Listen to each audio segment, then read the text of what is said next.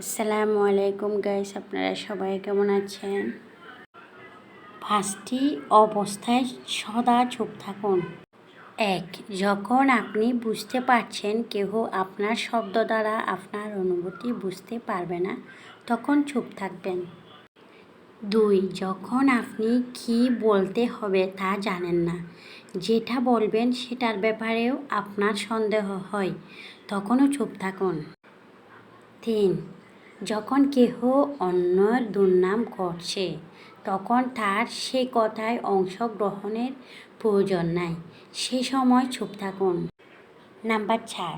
যখন কেহ রাগান্বিত হয়ে চিৎকার চেঁচামেচি করতে থাকে, তখন চুপ থাকুন।